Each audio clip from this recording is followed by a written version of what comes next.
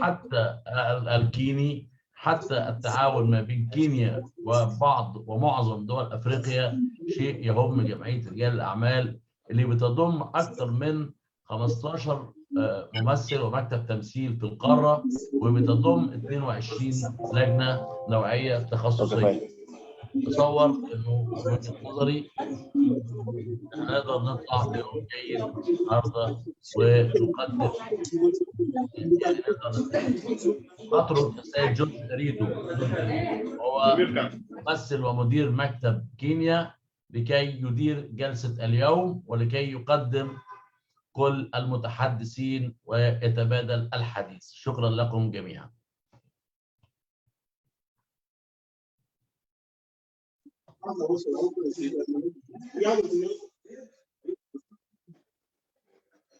Thank you very much. Dr. Yusri, the chairman of EABA, and receive our compliments from Kenya for this important day, the EABA Business Day, the EABA Kenya Business Day. And so today we have speakers and panelists from business, from regulators, and from scholars to help us with,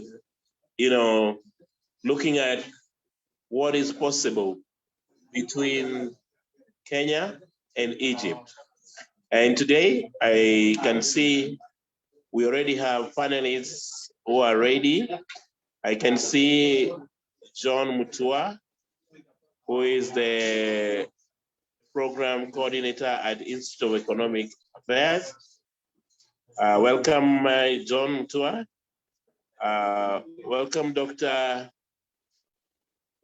Medina Halako Twalib, the incoming women representative of Tana River County and a lecturer at the University of Nairobi. Welcome Dr. Lucy Kiruthu, who is not new to our programs at EABA. We thank you very much for coming again for this important day.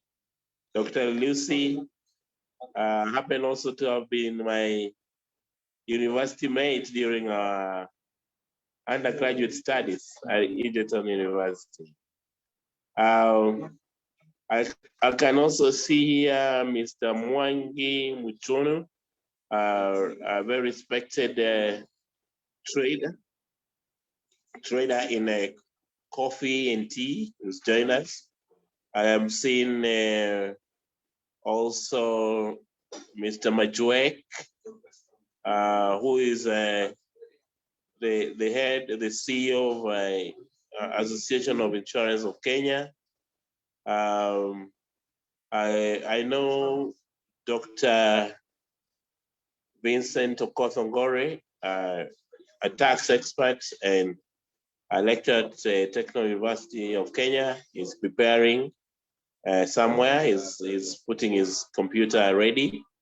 And so, to open this discussion, I just wanted to say that Egypt and Kenya come a long way in history. The River Nile is our umbilical cord. Economically, and almost like our source of existence. Today, you know very well that the true source of River Nile is actually Kenya. A lot of rivers that feed into Lake Victoria, actually Kenyan rivers.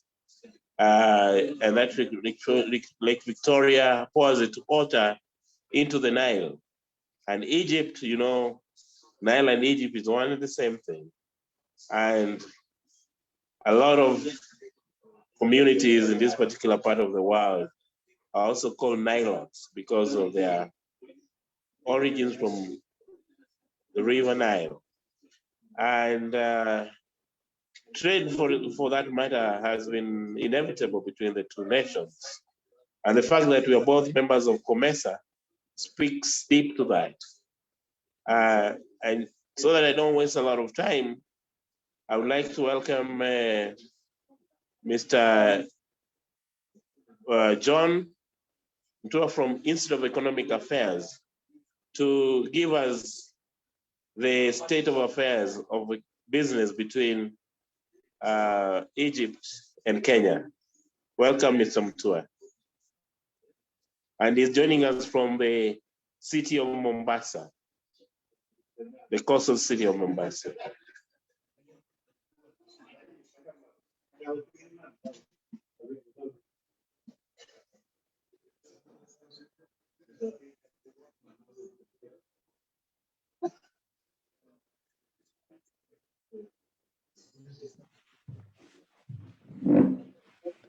Yeah, good afternoon.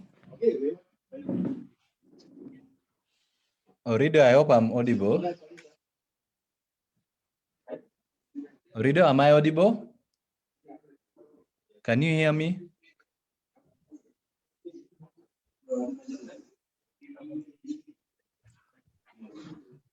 Yes, can you hear me? Yes, you can start now. Okay. I can hear Mutua. Is it only me? I think so should I go right ahead?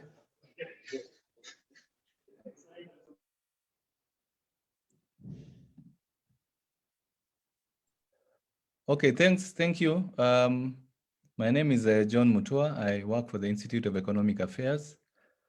And again, thanks for inviting me to just share a few insights here and there that will be important to this EABA session. So I'll go straight into it. I guess I have a few, maybe 5 or so minutes. And just to mention that basically in terms, looking at the economy, like every other country, Kenya is currently, we are grateful that we are rebounding. We are experiencing some recovery in our growth in economic activity.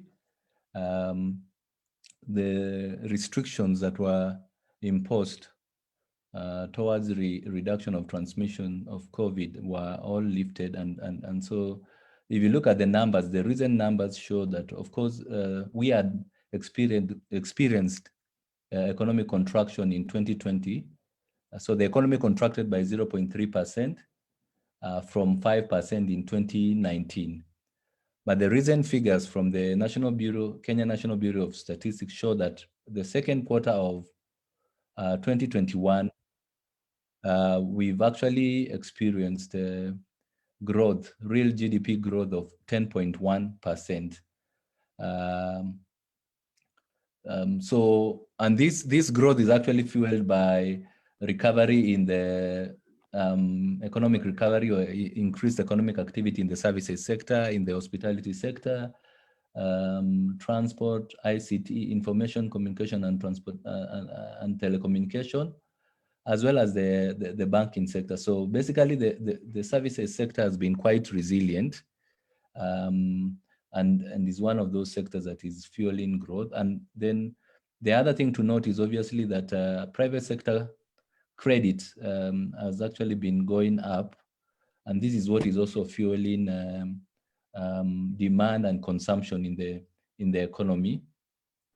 And we've seen that the government has tried to, based on to boost economic activity through the economic stimulus program that has targeted several sectors, social protection and others,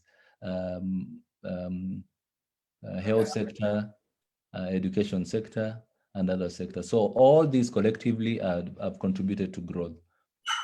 Now, just now to go into the meat of basically my presentation is that Kenya is actually a member of COMESA, and there are reasons why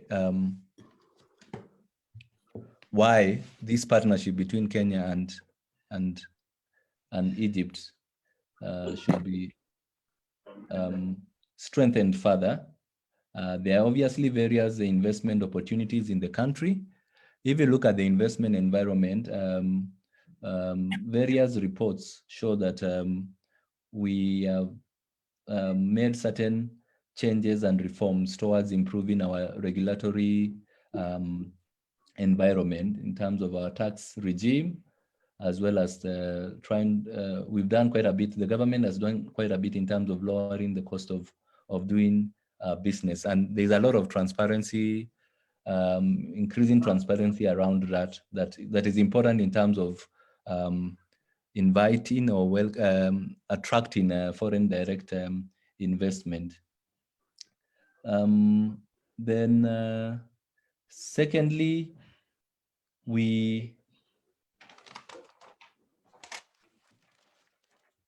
there are opportunities in terms of investing in our export processing zone, or what is now called the special economic zones. And this is something that whether it's investors from Egypt should take advantage of. There are opportunities there. And these zones are basically important in terms of just not only creating employment, but also encouraging production for export, and the opportunities not only in textile but in other in farming, in value addition, agro industries, in fishing, and in other industries.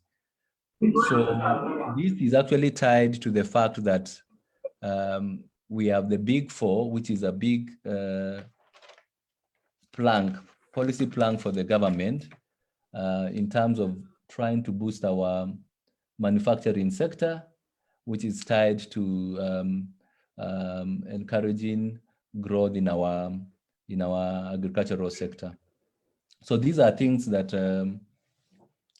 both the Kenyans as well as investors from Egypt should look into as opportunities for investment.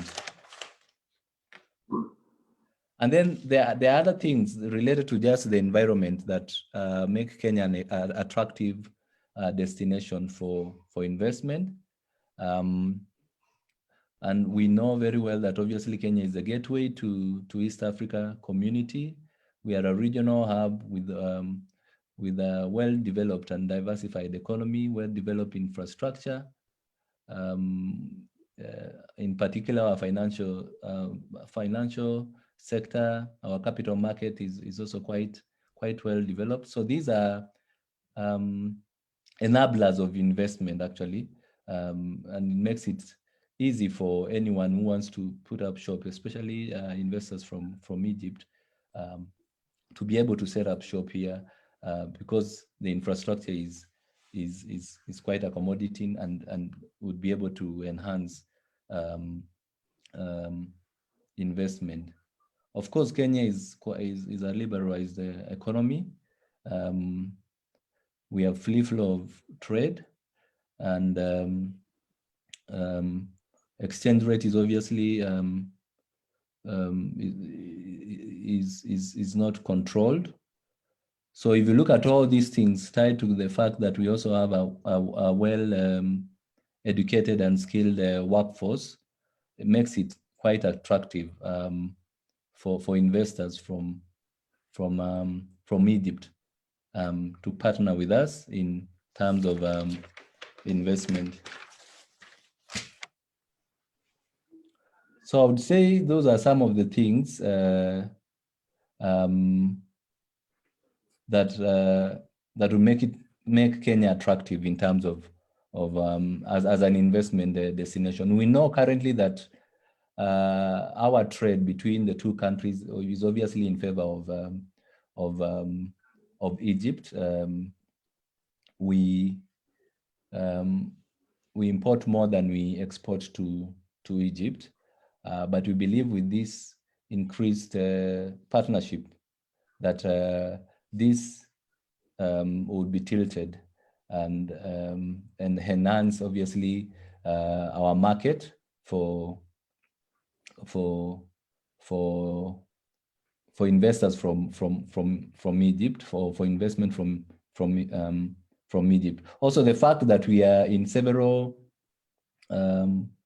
regional economic blocks, we are members of East Africa Community, and COMESA, that obviously provides a significant market for any investment and for trade to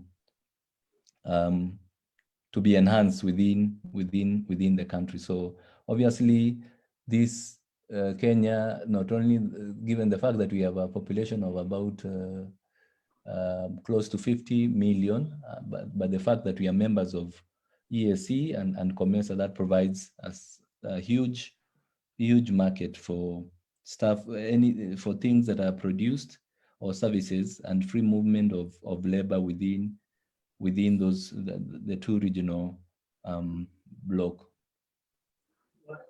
So in a nutshell, so those are some of the few insights that I would like to share in terms of investment opportunities between the two countries. Thank you.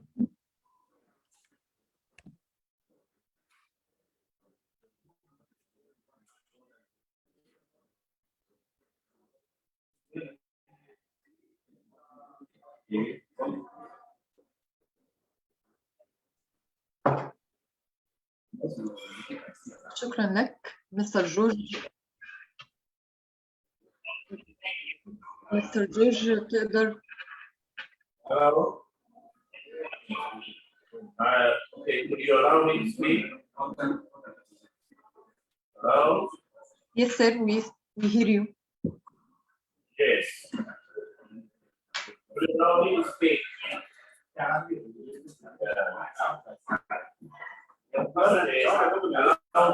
unmute me, please. احنا سامعين حضرتك كويس جدا. Hello? Hello?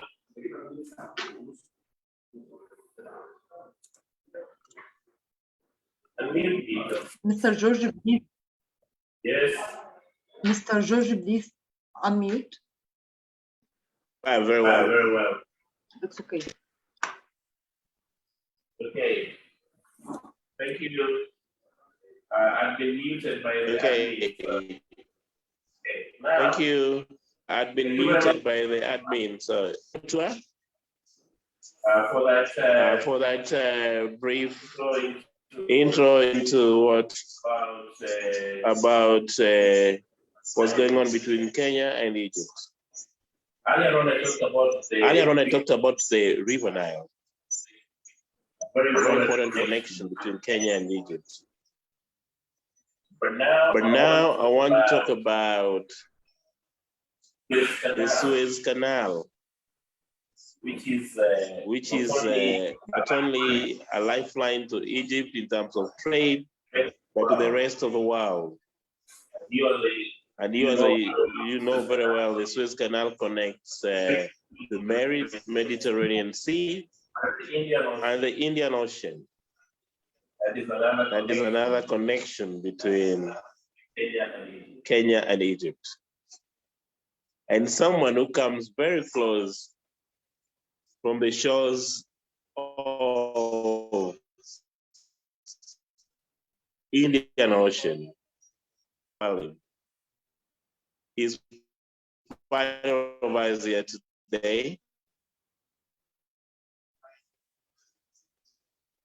And she wants to first of all introduce herself, what she does, and then pick it on matters human resources. And we'll be very glad to hear from her about even matters immigration and visas. Dr. Twalib.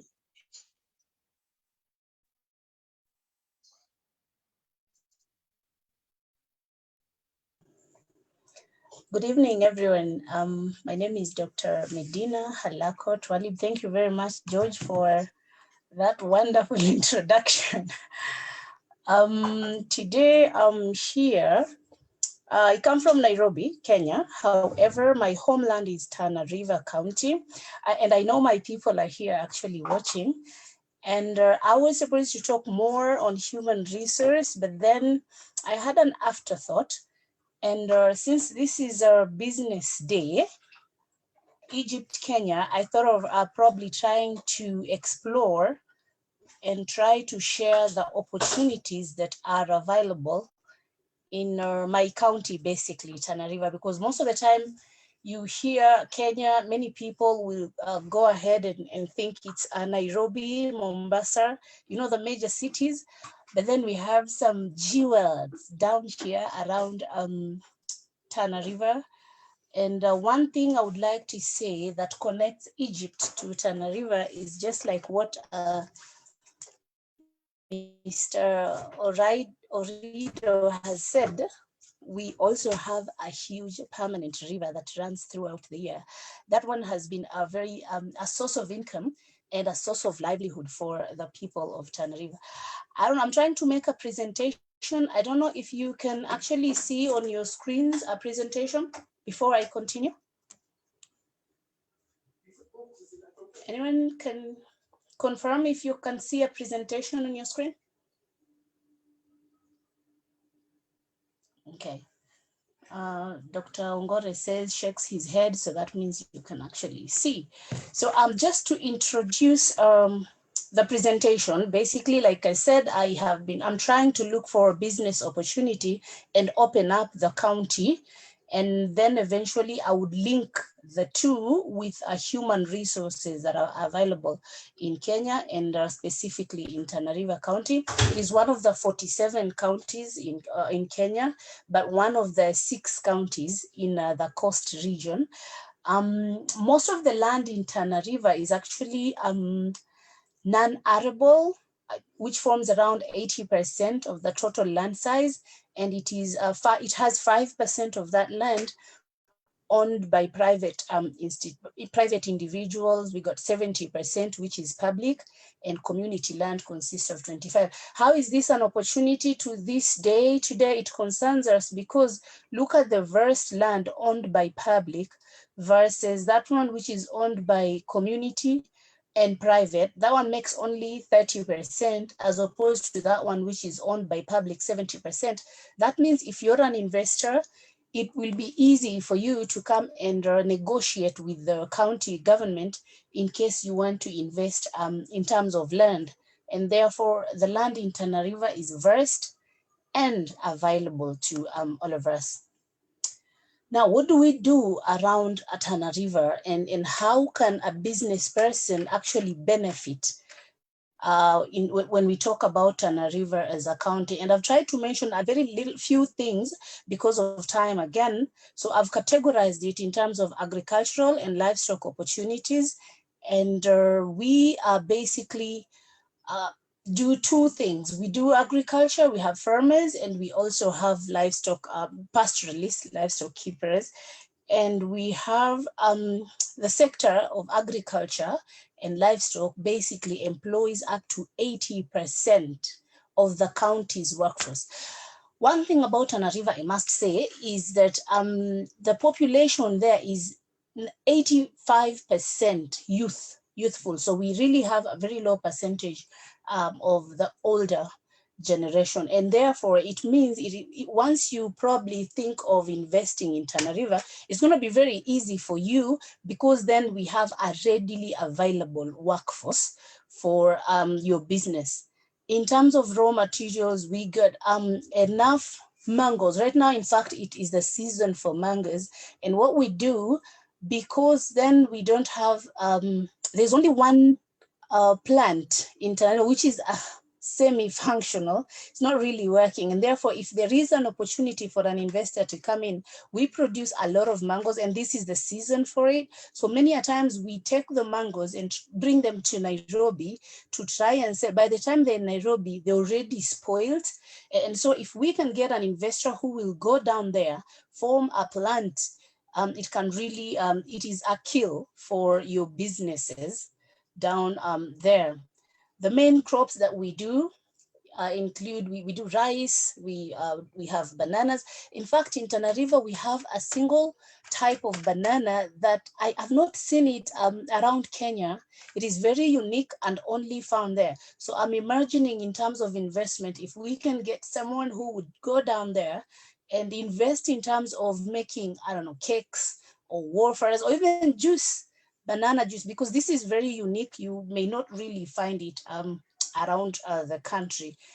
I know there's one panelist who's going to talk about insurance, and therefore I want to talk about, if you see at the background of this PowerPoint down there, or this slide, you can see an animal lying down. That is a cow.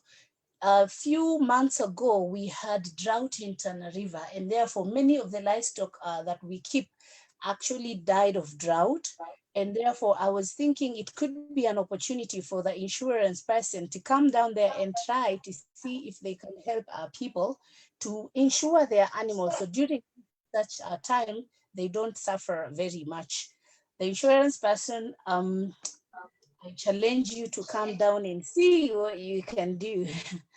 In terms of other investment opportunities, like I talked earlier, we got a lot of mangoes. One might want to come and make a plant, and you can do juice extraction, canning, we can do marmalade, etc., which would really help any business person, because as it is now, we really don't have any. And therefore, for lack of a better word, allow me to call it, it's a virgin land, basically, because then many investors, I think, have not really discovered the jewel that Tana River is actually. So in terms of business opportunities, you can set up a plant. I talked about bananas, the only unique banana species found in Tana River. We got a lot of mangoes. We do rice, and sometimes we'll do a little bit of sugar, but not very much, not to large scale. Other investment opportunities. I'm trying to rush here because I can see my time is almost up. We have this one very important, we call it, it's tolerant oil, palm oil. This is the one that really has not been tapped in. So what we do in Tana River, we just do it locally. You go extract the oil and it can be used medicinally. I'm imagining if there's investor out there who would want to invest in this kind of a business, this is a kill. It is found in Tana River. We have Lower Tana and Upper Tana. This one is found around Tana Delta. Around, I've tried to mention the places, Barani, Kipao, and Onkole, but don't worry. If you are interested in this one, there's a lot of ways I could probably guide an investor on how to go about this one, because this one has really not been explored at all. Palm oil.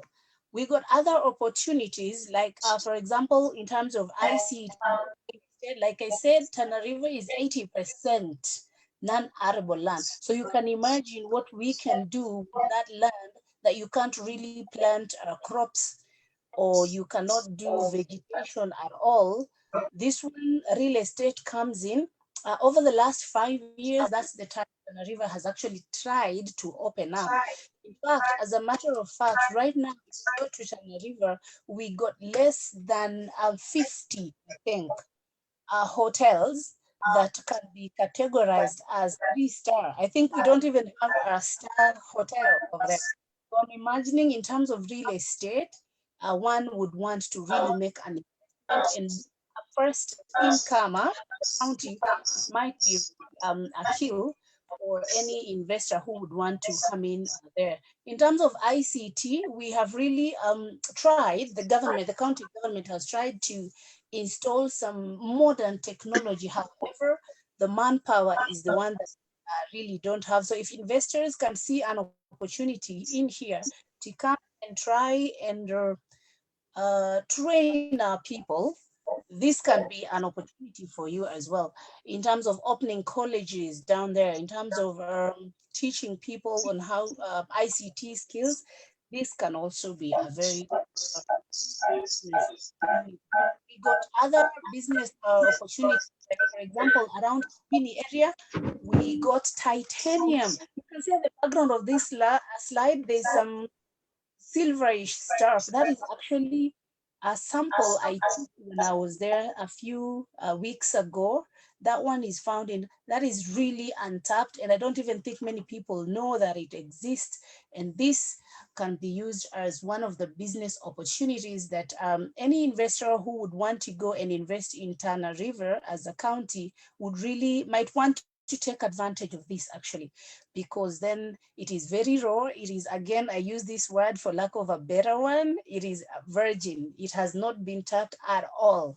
So hurry up, welcome to Tana River, and invest. However, like I said earlier, connecting what I have done today with human resource management, since I am an expert in that area, is that I'm going to insist much on the untapped talents and the human resource that is available in Tana River. So if you want to make an investment, worry not. We got over 85% of our manpower or the population in Tana River as youths, meaning aged between 18 to 35. And therefore, in terms of manpower, we have it. We have it. I would want to take it back to the moderator. George, thank you very much for the opportunity.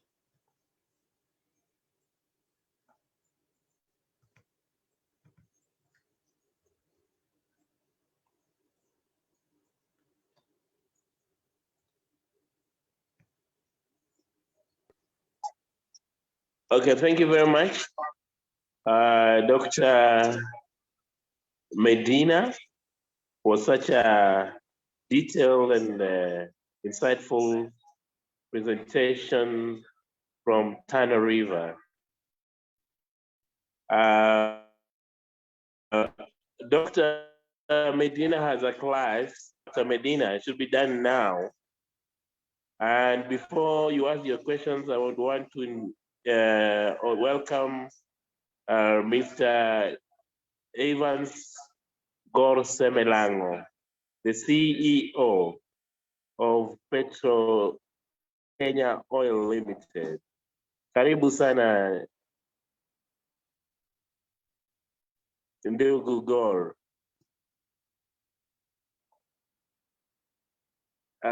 Okay, so very much, Medina. I'm sorry for being late. I'm sorry for being late, but anyway, I'm already in. So thank you very much. I think it's very insightful. So I'll wait. I don't have any question now because I just joined in. But thank you very much, and I'm listening. No problem. So Dr. Yusri, do you have any questions for Medina? And your team, Dr. Yusri and your team.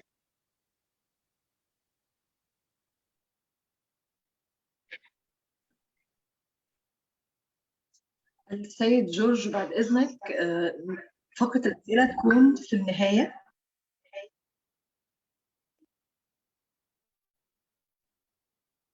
Say again.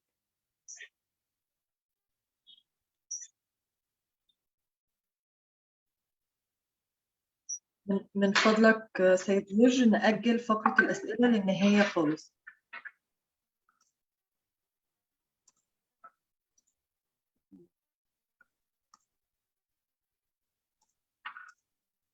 Any questions for the guys?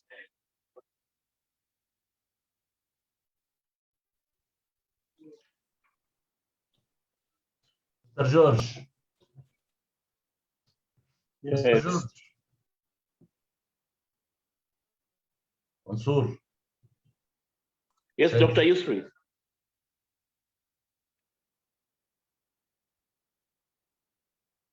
اعمل اناونس واشرح، اعمل اناونس واشرح وقول فين الانتربريتيشن وفين يختار زرار ايه، اعمل واشرح 3 مرات.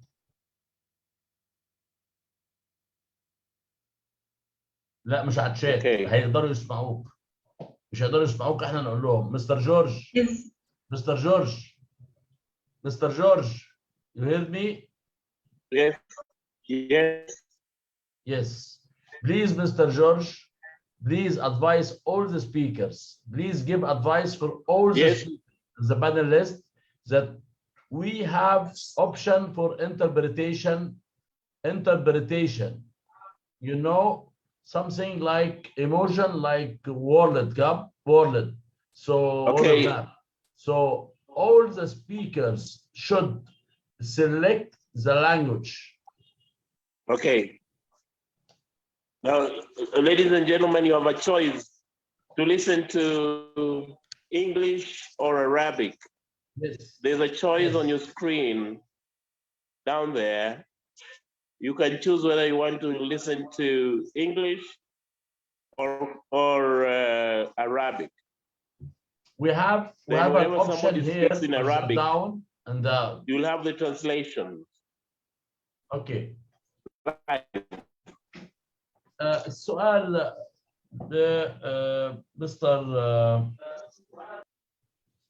مستر جورج. Yes. من من المتحدثين سيتفضل الآن؟ Again.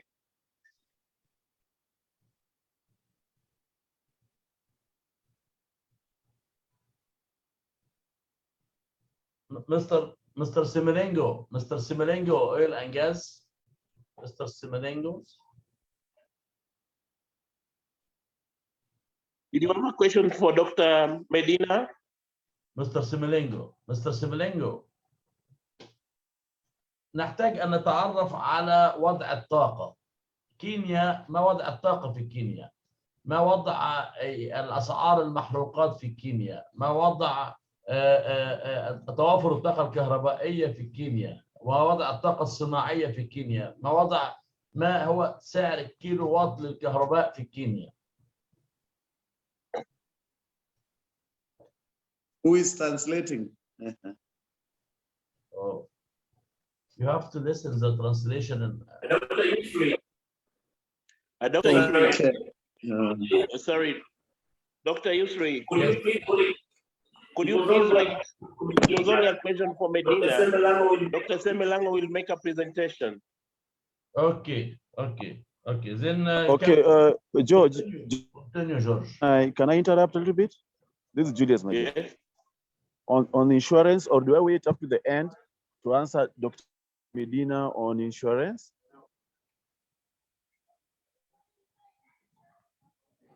Yeah, hello. Who is talking?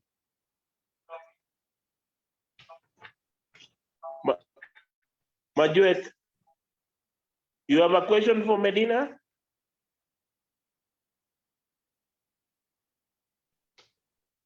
Mr. George.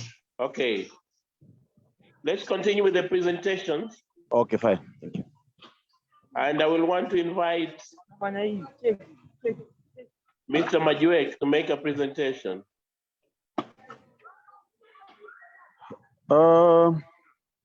Okay, can I be heard? Yes. Hello? I can be heard, isn't it? Yeah. Okay, I want to start by a correction, a small one, that I'm actually here to represent the Association of Insurance Consumers of Kenya. Consumers of Kenya. Yeah, and first of all, I want to answer Dr. Medina on the issue of livestock insurance. Livestock insurance is very, very much available, and it can be sourced from very, very many apps and from very, very many insurance companies that are in Kenya. So what I'll do, because she has actually brought up a need, I will get in touch with one of the insurance companies and see how they can go down to Tana River and see how they can source for the livestock insurance. Okay.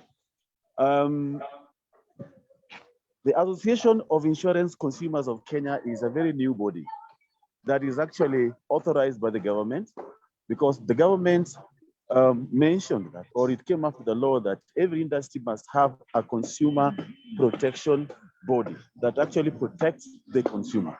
So I'll be very brief because I know time is not on our side. We have got 5 pillars or 5 mandates that we have to do. The biggest is education and awareness. Insurance in Kenya is very, very low. The awareness is very low. We are talking about almost 3% to 3.1%. So The issue why we are here is to make sure that the penetration of insurance is high.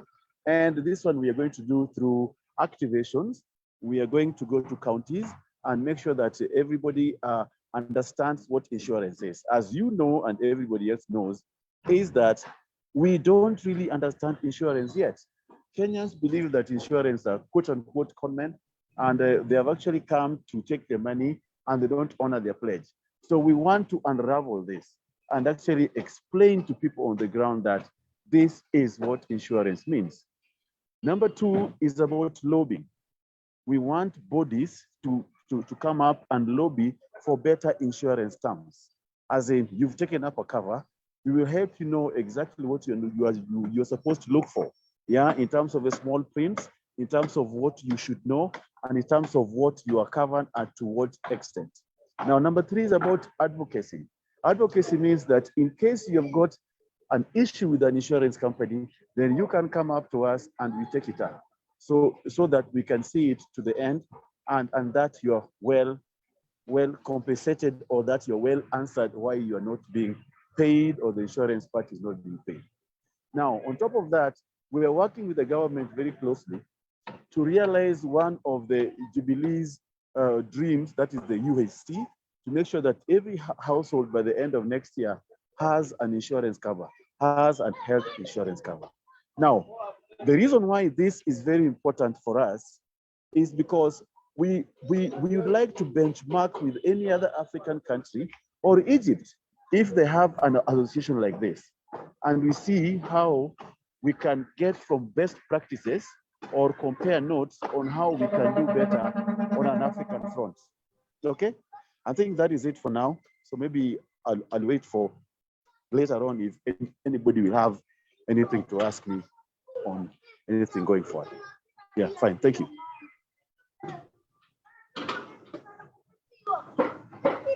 Okay, mute. Thank you, Mr. Majue, for a short presentation on insurance needs that Kenyans require.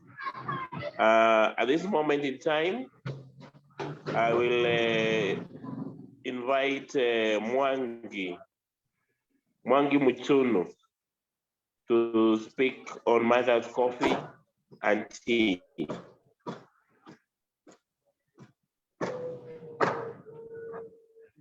Mute this. I can't mute it.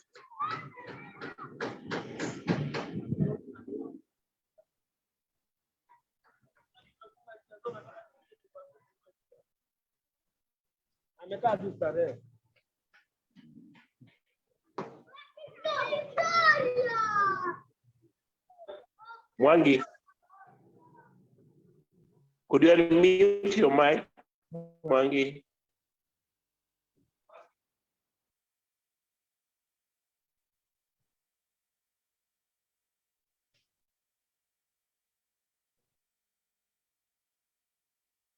Mwangi, are you there? You can hear me now? Yes. Okay, yes. All right. I'm going to talk about Kenyan coffee, specifically Arabica coffee.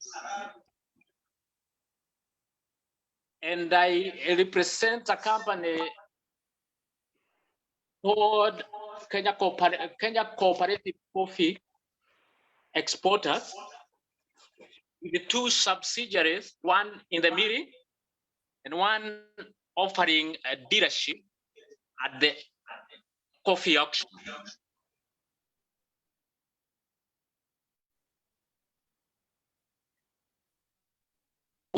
Business put on the knowledge that we need to offer our farmers better prices so that they can do farming, offer quality coffee, which will eventually reach the cup of those who will be taking the coffee.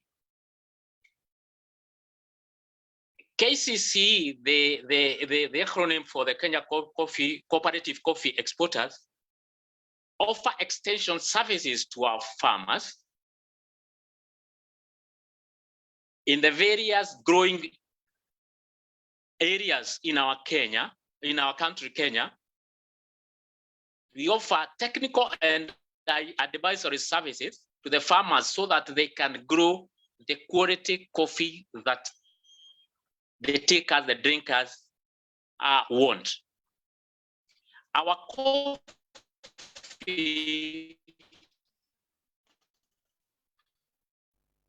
over the years and specialty rankings under the Specialty Coffee Association of America, and 40% of our coffee falls in that category. The quality scales require that the coffee earns 80% out of 100 of the various parameters. And we've been able to do that over the years. Our coffee is warehoused, is processed by our milling company in our milling facilities in our industrial area complex. So the coffee that we offer, we are sure is quality coffee. We have a laboratory with qualified staff, and we get samples from all the coffees from the various regions. We do our tests so that when we offer the coffee to the buyers, we are offering an assured product. So what is there for the business people in Egypt? And why would you want to link with us? It's because we are offering you a reliable source of quality coffee. Your orders will be processed in a timely manner. The quantities you order, unless otherwise we are unable because it may be too much, and we know we have the coffee. We'll give you the quantities that you want at the time that you want. We have a fully fledged logistic department that has qualified staff who offer the logistical services that you require. Our prices are quoted FOB Mombasa, that is our port of Mombasa, and we allow you to choose your shipping line. If you want it airlifted, we allow you to choose your airline. And we have not only the green coffee, we have the finished products, the fully refined granules coffee, and the roasted beans. So it's for the individual client to let us know whether they want the green beans, whether they want the roasted beans, or they want the granules, and how they want them packaged. Already we have the fully processed coffee ready for consumption, and we already have the roasted coffee for consumption, and we already have the green coffee. This is the harvesting season, goes all the way to around February. So this is the time to order for your coffee. I leave the group to ask the questions at this point. Thank you very much.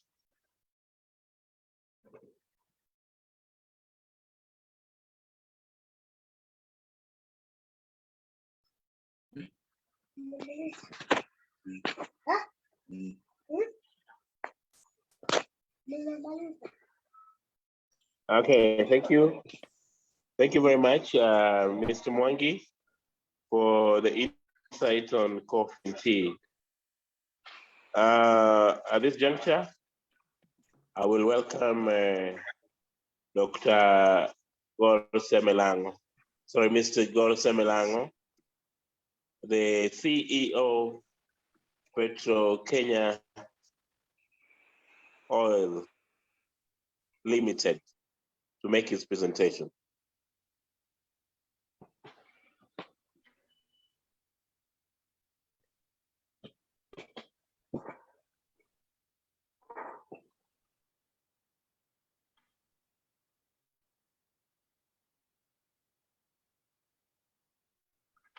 Please save. You can click unmute and open your camera.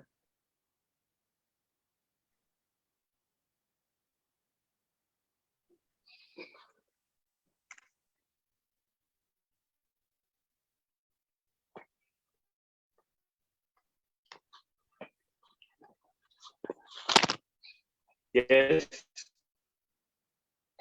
Do we lose Gor? Gor.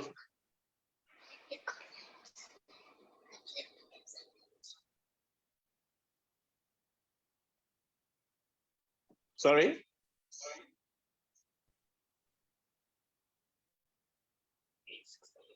Mansoor, I can hear you.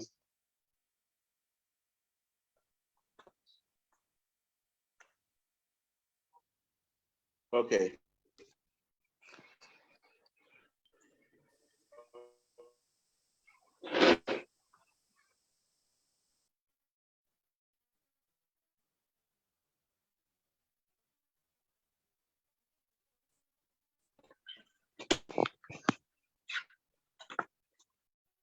Gor Semelango. I'll find out where he is. In the meantime, we have a lady in our midst, Dr. Lucy Kiruthu.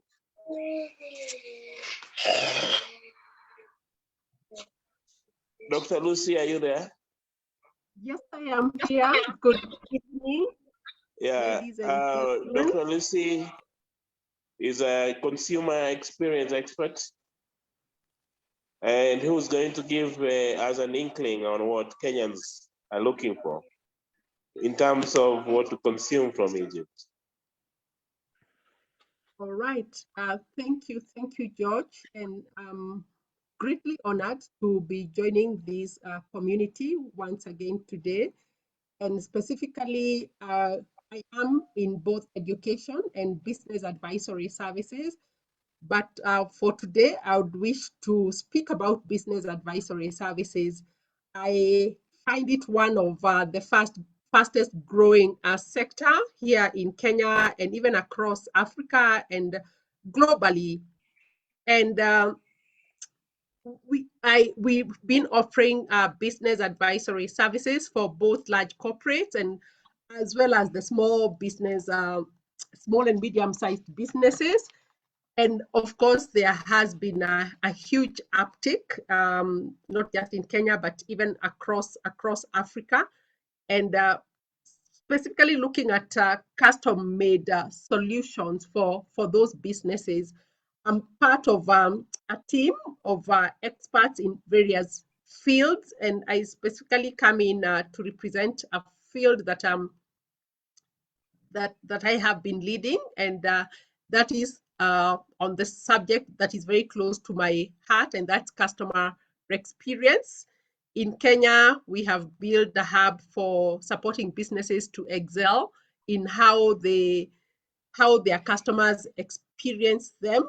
And if there's an opportunity then for us to be able to partner with those businesses that are in Egypt, and even vice versa, where for those in business advisory services, I was in Egypt like a month ago. I had an opportunity to meet one of the business leaders there who we are in the same field. And if there's an opportunity for us to partner in those areas, whether it's giving business advisory services or training of staff. I was there specifically to hold trainings for staff on matters customer experience. I believe that we can have conversations around that, you know, where we can be able to gain insights in terms of how best to manage our businesses from the perspective of those in Egypt and also from the perspective of those in Kenya. I know there are some areas where we are a bit ahead in terms of digital marketing or digitalization, automation of the customer processes. Would be happy to have further discussions. So once again, thank you for this opportunity, and I'll be putting my contacts on the chat in case you'd like to reach out to me and have a conversation on how best we can look at building partnerships between Kenya and Egypt. Back to you, George. Thank you.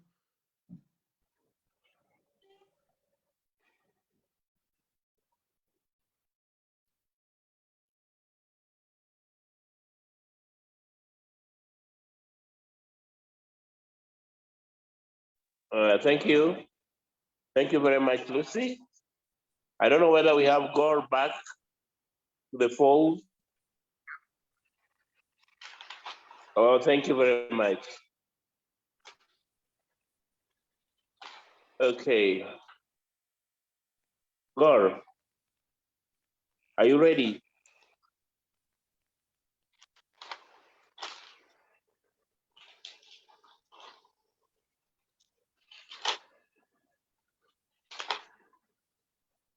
Gore Semilango.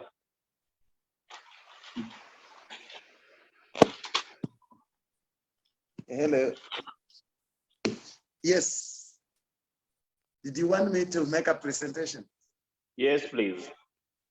I'm in oil and gas, the Kenyan sector, both in the downstream and upstream, and there are a lot of opportunity available in Kenya today. We have blocks of oil in Kenya, and we are seeking partners to be able to exploit the oil. So the market basically received refined products. We had a refinery which was closed down, so therefore we do not have a refinery in Kenya. We receive refined products.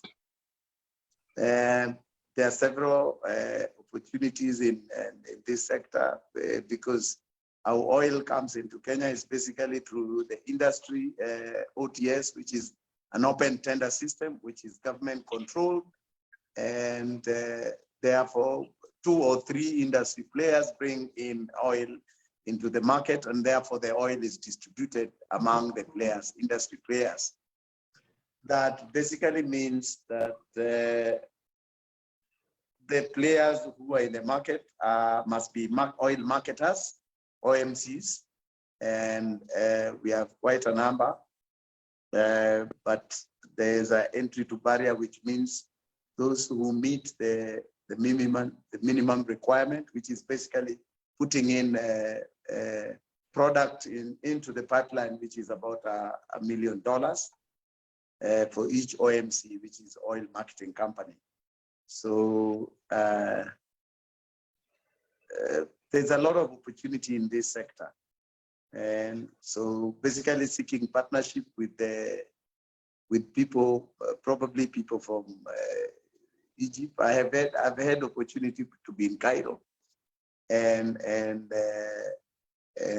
when my friend was a Kenyan ambassador there, and I saw a lot of opportunity as well, and we can be able to partner with the serious companies and government agencies in Cairo, in Egypt, so that we can be able to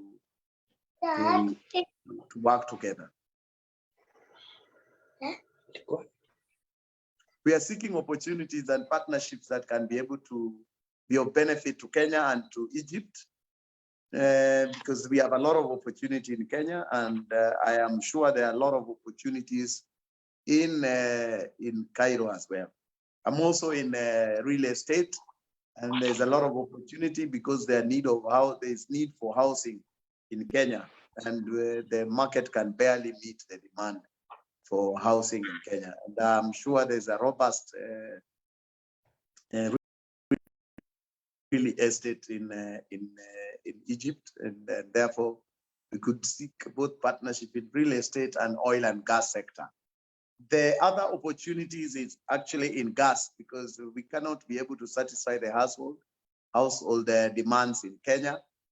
The pricing is really good for the people selling, and we have a huge population that is depending on gas, because the government has instructed the ministry concerned to be able to reduce the consumption of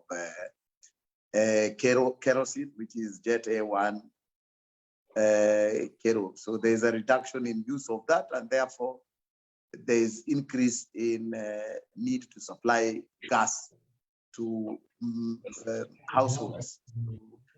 That's another opportunity for partnership. For those who'd like to make a lot of money, we have opportunities in gas, and it could be either BOT built, operate and transfer, or basically have a system of supply that can be able to satisfy the market. The market is huge.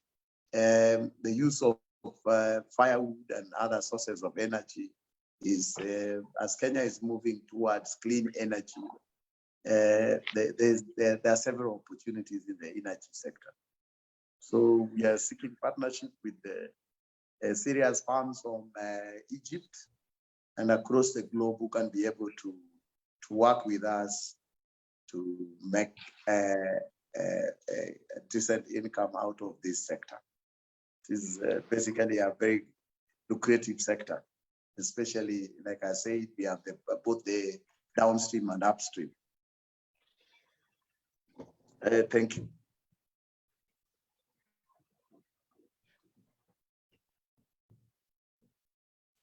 George. Dr. Yusra.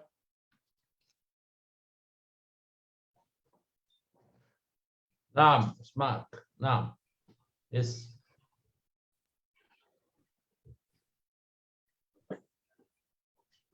Dr. Yusra, do you have any question?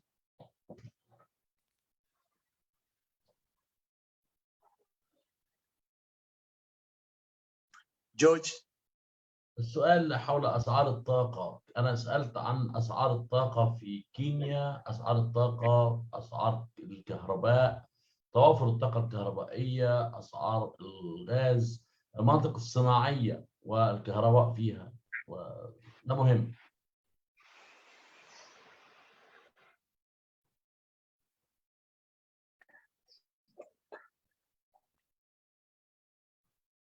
Mr. Similingo. Mr. Similingo. Yes. I just would like to ask. I was trying to get the translation. No problem. I just would like to ask about the price, about the oil and gas price, and about the electricity in the industrial zone, and all the capacity of energy in the country.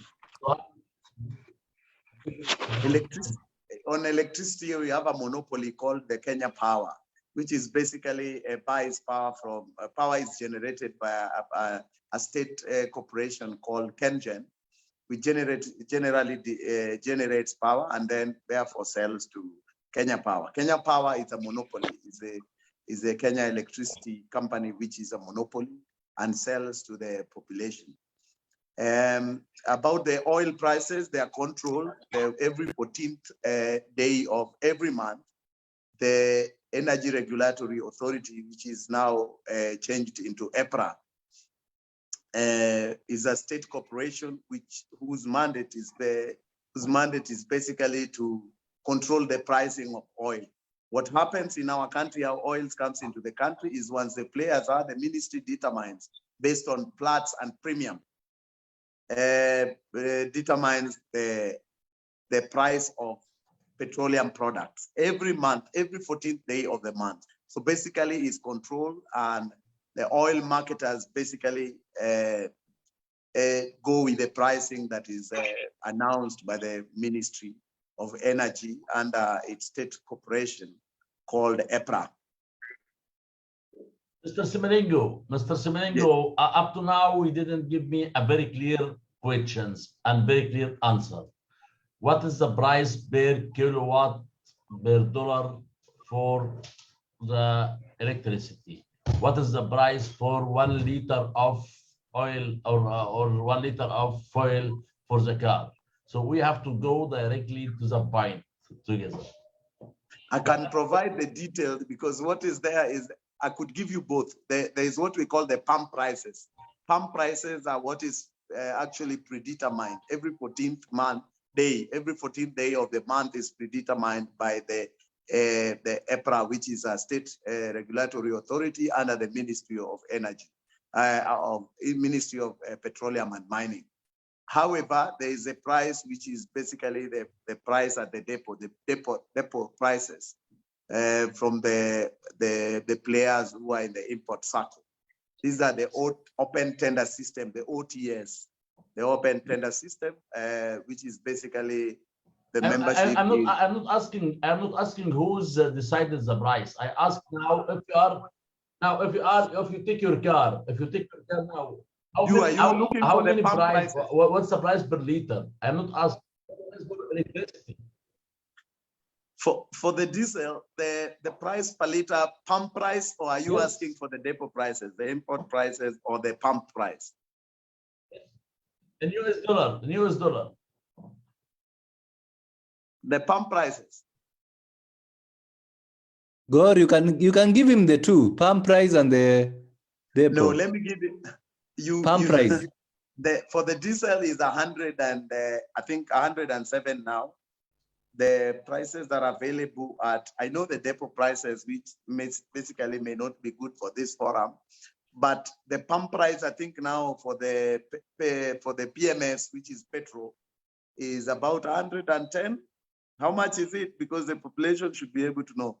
I think should be 107 and 110, and the one for diesel should be 107.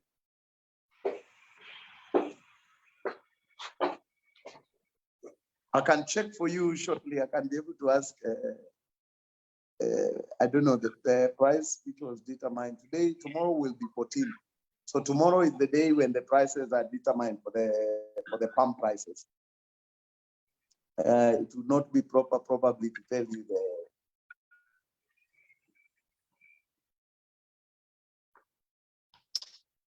Can I find out shortly for you?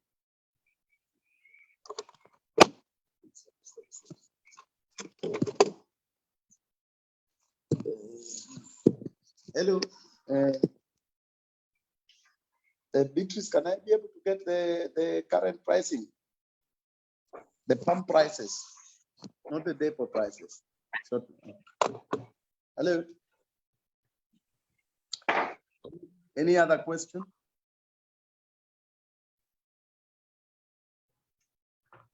Shukran. Thank you.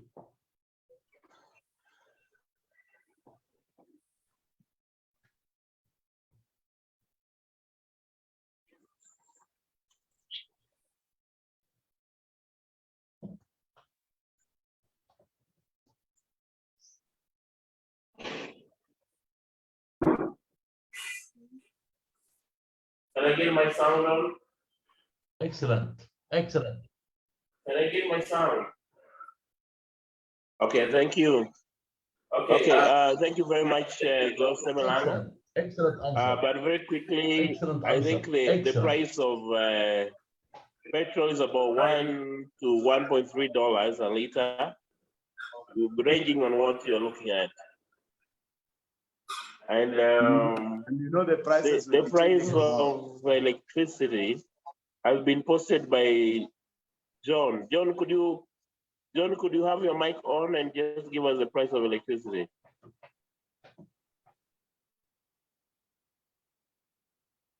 John Mutua.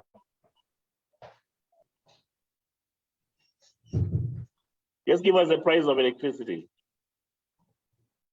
per kilowatt in dollars.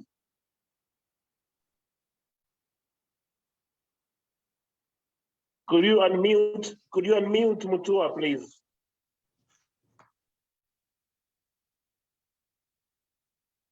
The admin, can you unmute Mutua?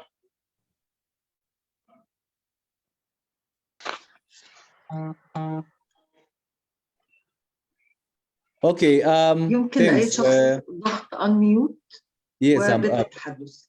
thank you. I've been able to unmute. So the prices for electricity, you have two tariffs. There is a tariff for household, but then for the businesses is about 0.16 dollars per kilowatt, which is almost 20 shillings, 20 Kenyan shillings per kilowatt hour. Whereas for household is about 0.218 dollars per kilowatt hour. Yeah. Hello.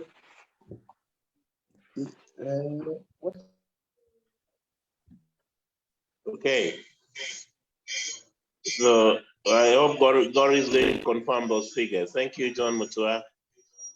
And now we move to Dr. Vincent Ongore, my former teacher, 30 years of experience as a tax collector.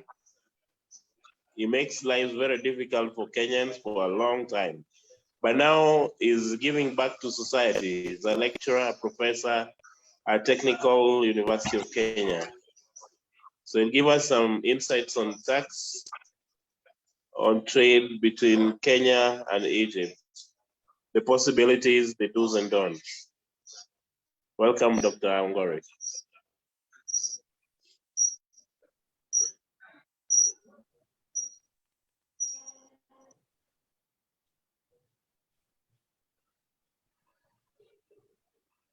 You unmute.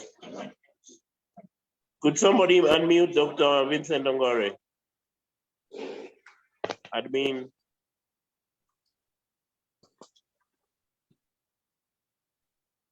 Please unmute Dr. Ongore.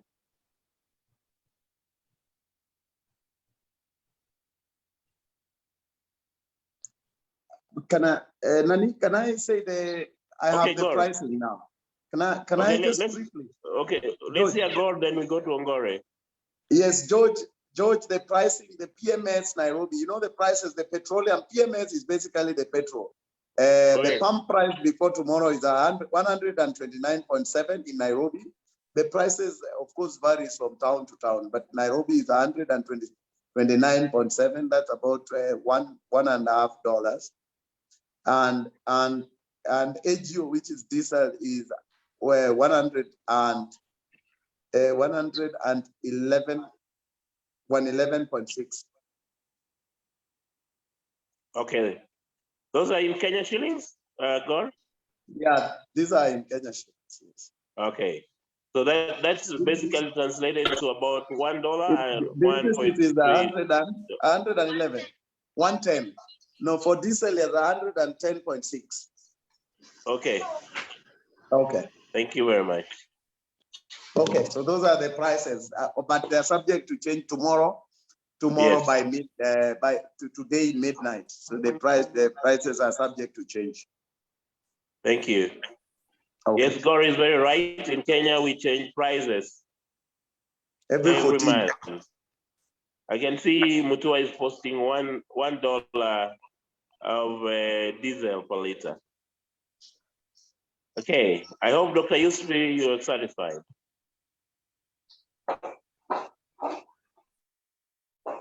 Thank you. Let's move now to, thank you very much, Gor Semilang. Please don't switch off, there still be questions for you. Now, Dr. Vincent Ongore, please.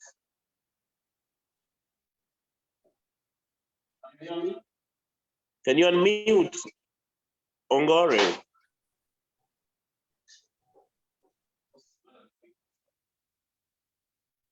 Could you allow Vincent Ongore to unmute? Unmute Ongore.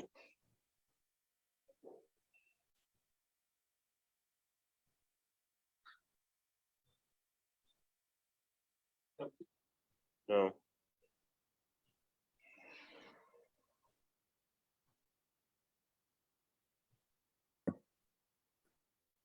Can you hear me?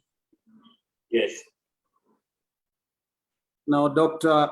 Yusri Al-Shakawi, Chairman, the Egyptian African Business Association, EABA representative in Kenya, George Orido, business persons from our two friendly countries of Egypt and Kenya, panelists, ladies and gentlemen, I think I'm very grateful for this opportunity, and I begin by saying that Egypt and Kenya are natural partners as the leading economies in the continent and gateways to North Africa and East Africa respectively. I will do a very brief presentation. As Orido has already said, I have 3 decades of experience in tax administration in Kenya at Kenya Revenue Authority. But currently I'm teaching as a senior lecturer in strategy and corporate governance at the Technical University of Kenya. So I will do a short presentation based on possibilities that exist for cooperation in tax governance. And my presentation will touch on 4 areas. 1 is information exchange, 2, double taxation agreements, and 3, cooperation in customs. 4 is cooperation to create safer markets. Now, in terms of deepening information exchange, we recognize that there are many multinational enterprises that operate in Kenya and in Egypt. A lot of them are, multinational enterprises that have their corporate headquarters outside of Africa. And we need to deter tax evasion and avoidance. We already have the OECD, that is Organization for Economic Cooperation and Development, framework for information and data exchange.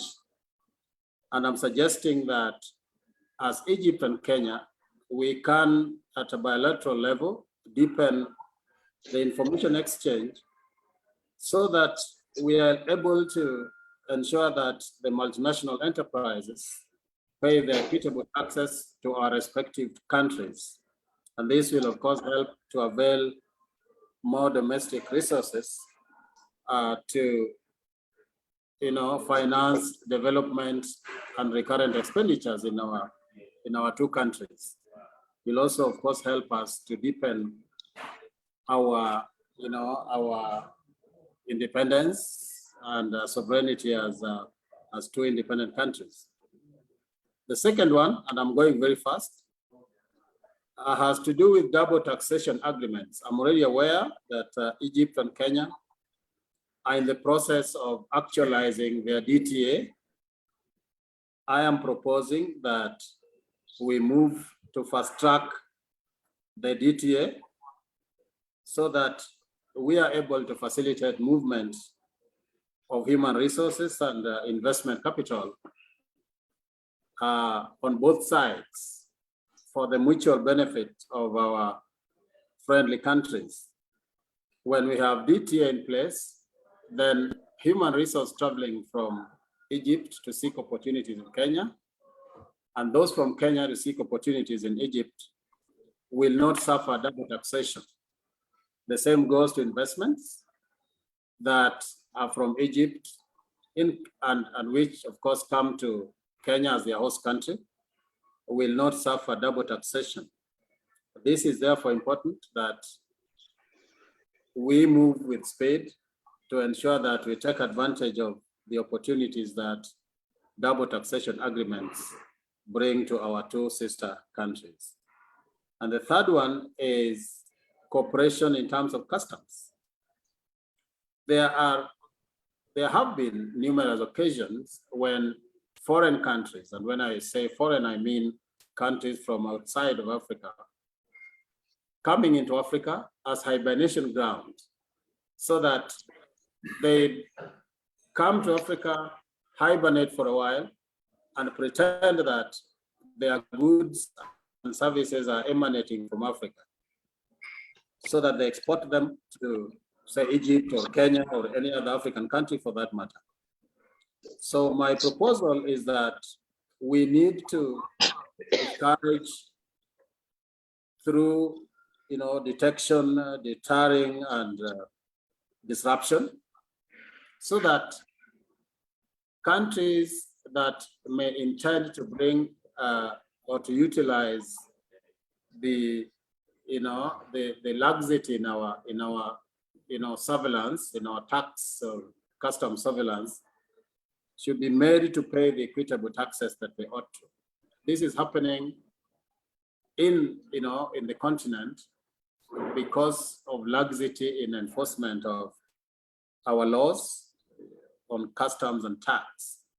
We need to create an environment in Africa that enables competition, so that the distortions that arise out of multinationals hiding their products and beating the rules of origin, as well as the authorized economic operator regimes, should be discouraged, so that Africa becomes the naturally attractive investment destination that it is. My last comment is cooperation to create safer markets. We know, of course, that Egypt is a gateway to North Africa. Kenya is a gateway to East Africa.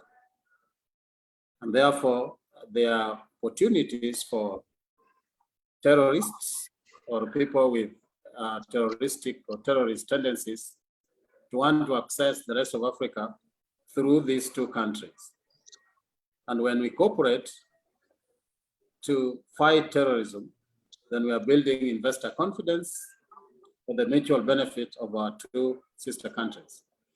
So we need to strengthen our laws and to strengthen our surveillance, ensure that we hold trainings together, give capacity to our tax administrations and customs administrations, so that they're able to better manage their tax and customs jurisdictions, to make our area safer and to attract investors.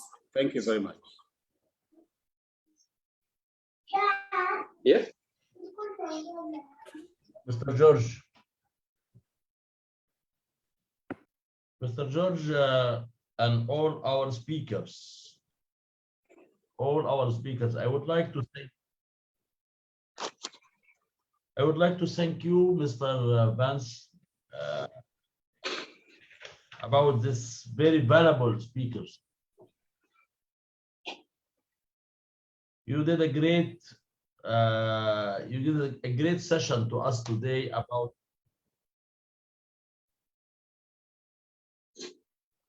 and I think now is the time to start, and Mr. George Rido can Mr. George.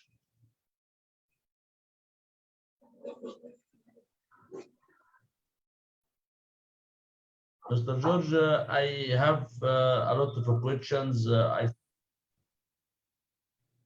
Mr. Haloko.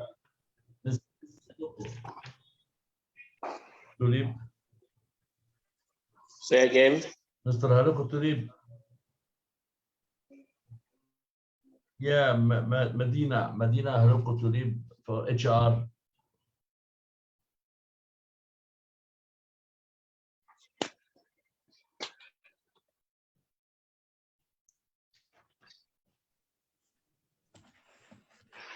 Medina is here. Please, Medina, thank you very much for your speech today. Just you can give us small brief about the percentage of the laborers in the private sector, and what's the main challenges and problems when we need to utilize or to use some labors in Kenya, in private sector. Which skills you have, which is what we need to know exactly. I need to start a new business. You have a clever labors in, for example, industrial technician, which which professionality, Okay, can you give us? Oh, thank you very much for that question. I'll start with the second one because the first one I didn't get it very clearly. So the main challenges and problems to utilize some labor, manpower, let me put it in Kenya. Basically, there's not much. Maybe Gore, if he would have been here, he talked about that. However, in terms of manpower, Kenya, we really have people, the working workforce in Kenya, we really have it. We have a great supply nationally, not just in Tana River, but the whole country. Every year we have over 100,000 graduates from different institutions, universities, polytechnics and colleges, over 100,000 every year. I would say the minimum wage that has been set by the government so far, it runs up to I think around 13,000. That one, change it into dollars, around $13. That is the minimum wage in Kenya currently. So the challenges of getting human resources is not really much because they are readily available. As a matter of fact, the demand to human resources in Kenya versus the supply overpowers the demand of human resource in Kenya.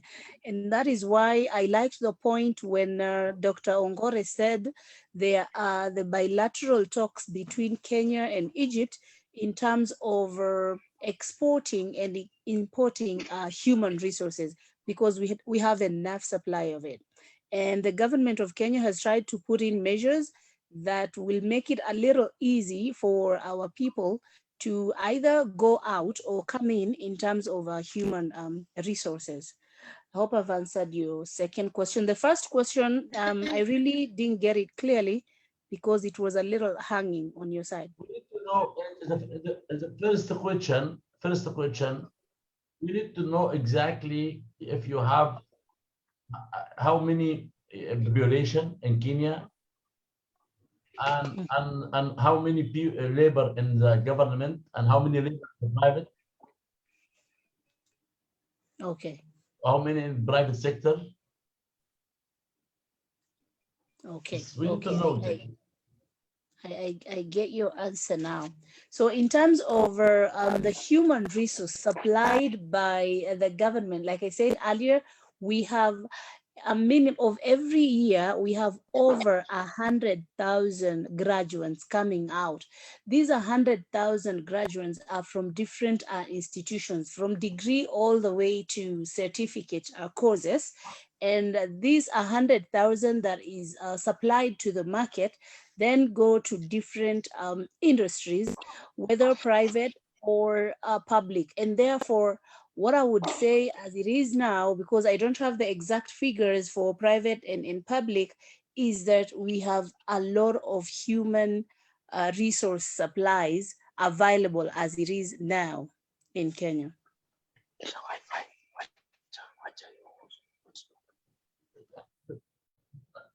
That's the questions. Did you think that we have did you have an opportunities to in education in Kenya, in education, in investment, in education, and did you know which kind of investment in education?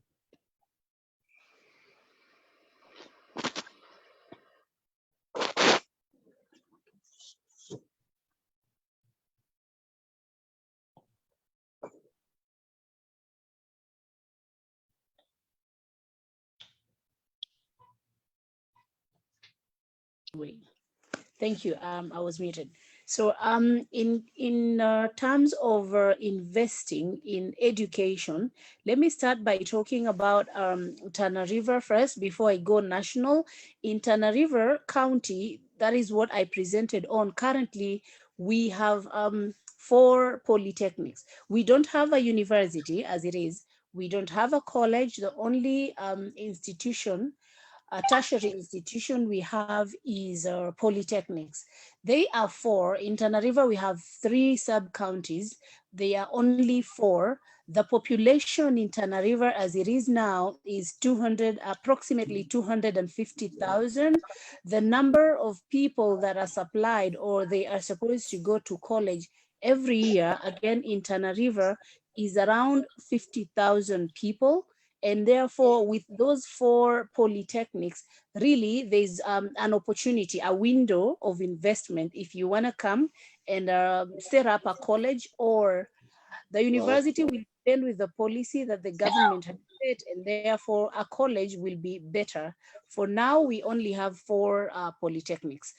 In Kenya, I would say we have enough in terms of universities and education. I think through Mr. George Erido, we will coordinate to make a connection between the private sector. Could you repeat your question, Dr. Yusri? Private sector here in Egypt. Could you repeat your question, Dr. Yusri? We will coordinate through Mr. George Redo to invite a lot of new students to the private sector. And then they can go in the private sector university in Egypt. And then we can come over the corporation and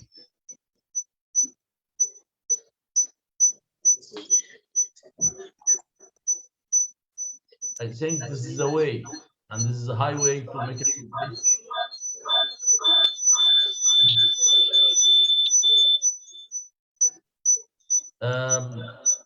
Dr. Lucy.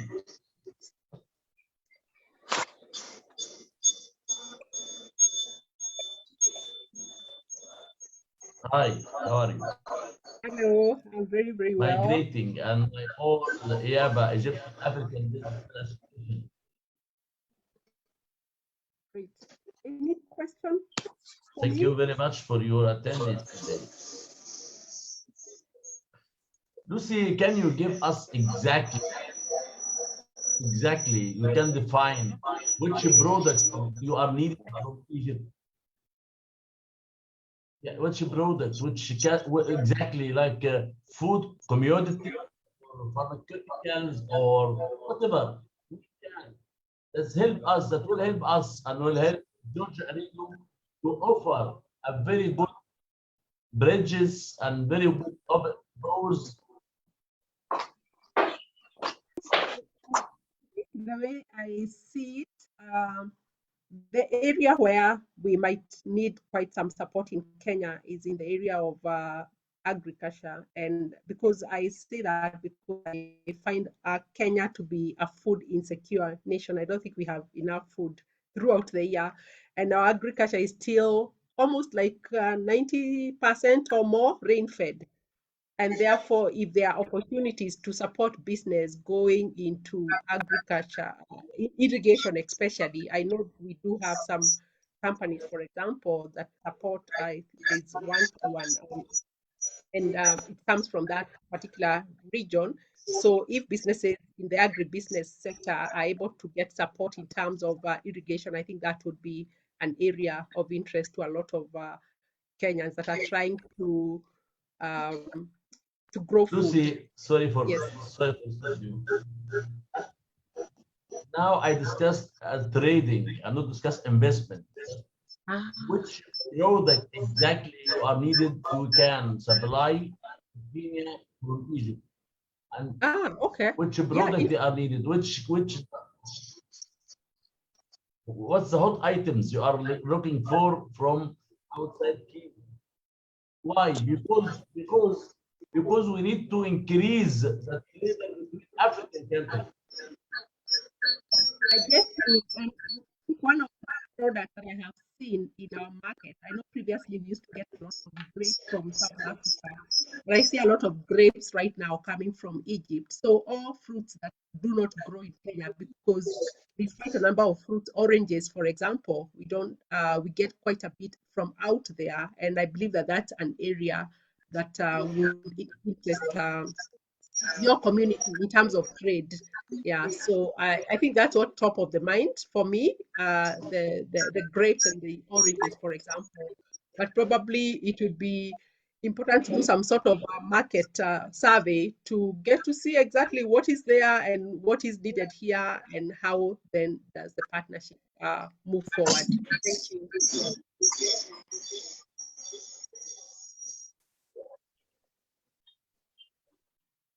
Saying that we still have an opportunities to the raw material from Kenya, and our industrial people who can use it, and we can make an added value, and then we can export it to all African countries.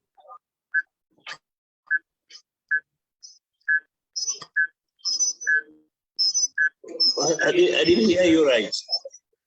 Vincent, if you could mute, please, so that we get to hear clearly. Okay. Was that question for me? And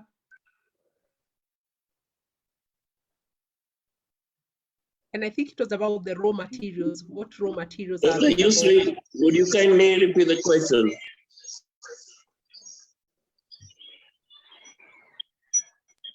Dr. Yusri? Yes. And just I need to ask about how we can utilize the raw material from Kenya, and then we can make some industrial process added value, then we can resending and exporting to African countries.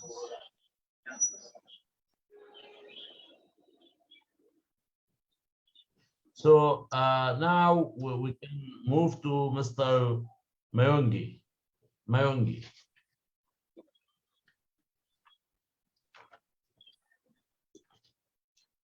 Mr. Mayongi.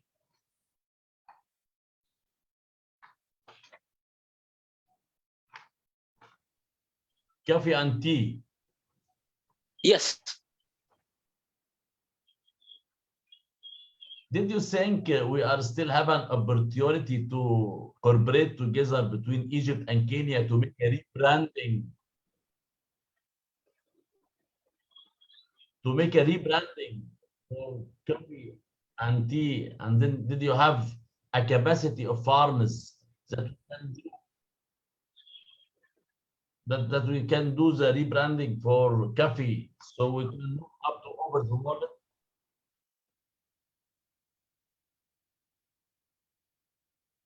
You got cut off at one point.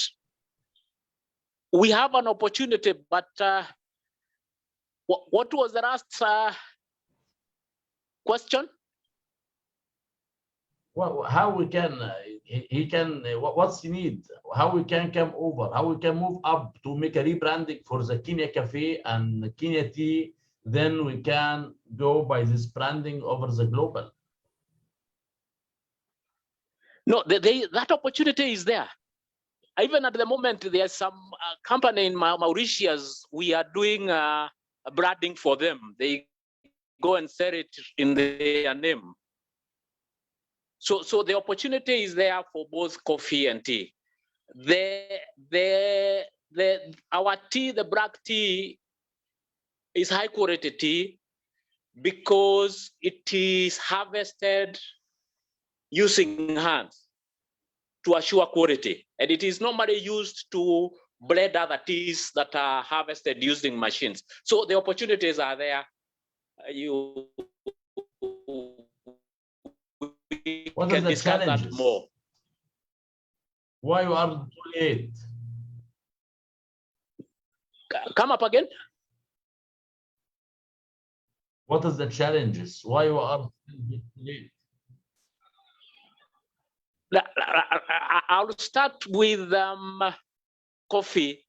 at one point there was mismanagement, but the government has come in, and the farmers are going back to do their farming. And we have our business model, like I explained, our business model is built on the knowledge that if you don't pay farmers well, they will not go back to the land to do their farming. So the cooperative companies that are there now are relatively new, fresh. They are going out. That is the issue that is there. So we are trying to work to harness the market, to work with the businesses that are there and may have customers across wherever they are across the world.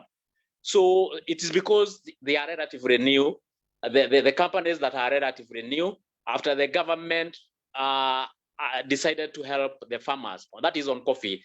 The tea is the legacy. Big companies have always taken our tea and reblended somewhere else. But if we can get partners with finances, with contacts across the board, across the globe, we can do the branding from our country. And the government is encouraging that. And Mutua of... Thank you very much, Mr. George Arido. Sorry? Mr. George Arido.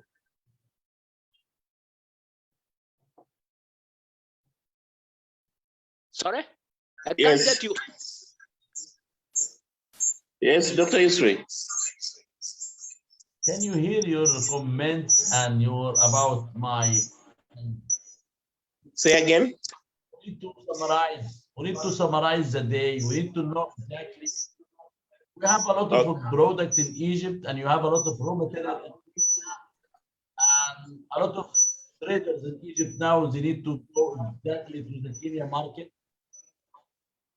and you know the situation very well better than me. So we can, how we can jump up now? How we can? Okay, thank you, Dr. Yusri. But before I respond, I think Dr. Vincent Ongore had something to say. Let Dr. Vincent Ongore say something, then I will summarize. Yeah. Welcome, Dr. Vince. Can you hear me? Yeah. Now, thank you very much once again. Dr. Vince, you can, Dr. Vince directly, he can make unmute. Unmute. Yes. Can you hear me now? Can you hear me? Yes, now it's okay. Now, let me make a few statements. One is that Kenya exports most of its produce as raw material. And so there's an opportunity for it to come in and set up industries to process them into finished products. For example, fruits.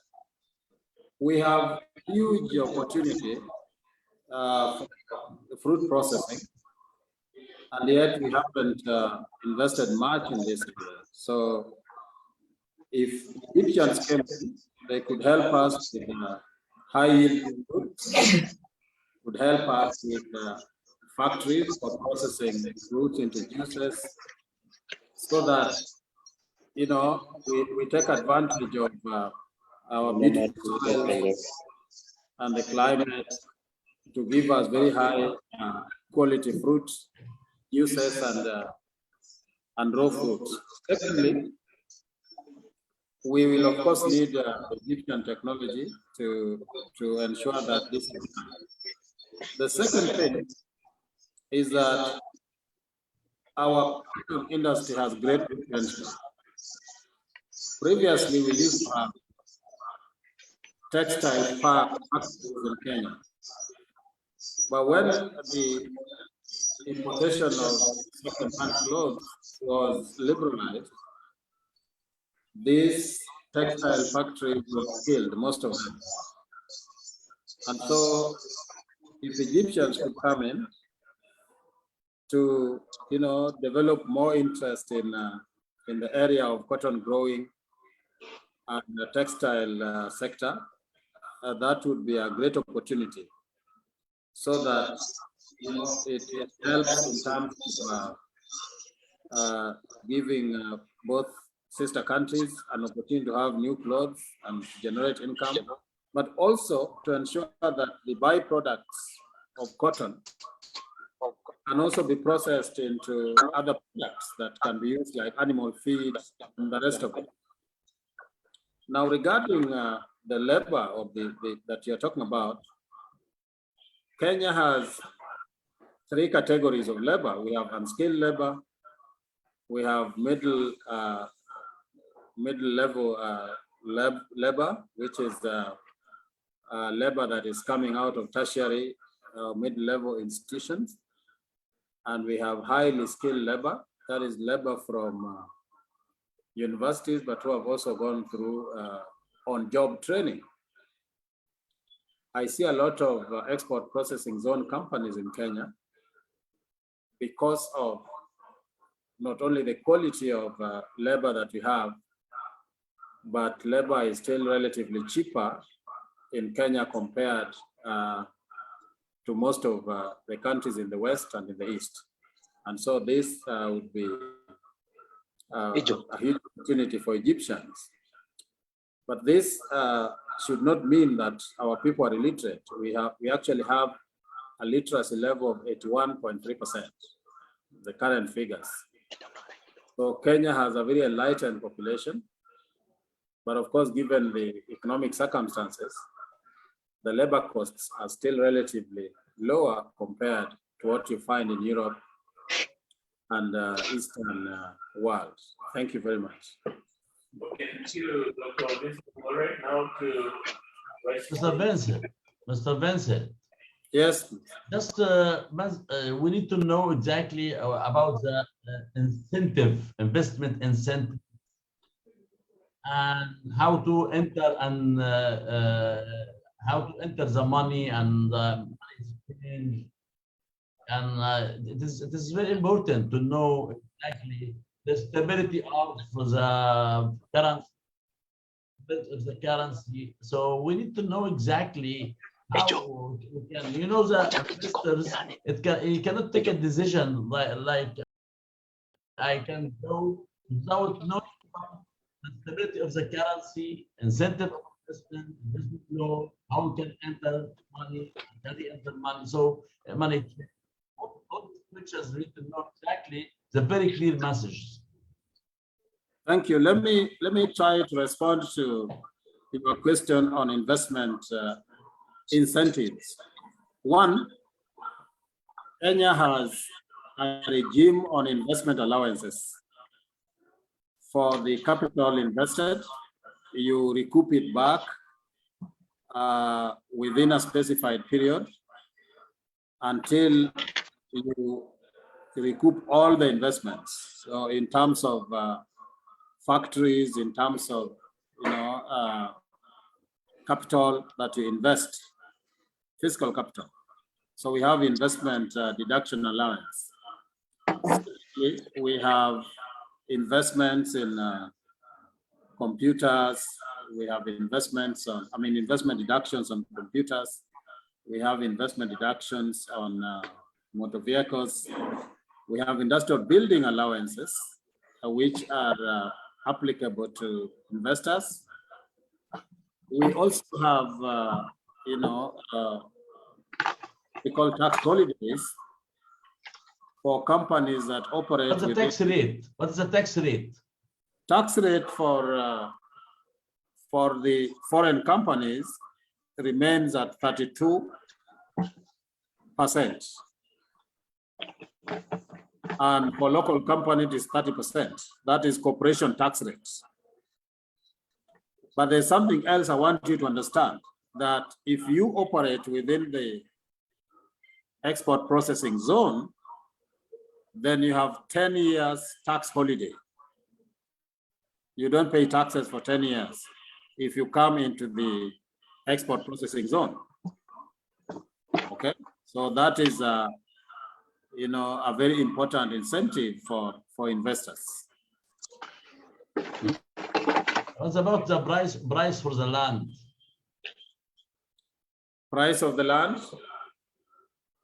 Now, there are different ways of getting land in Kenya.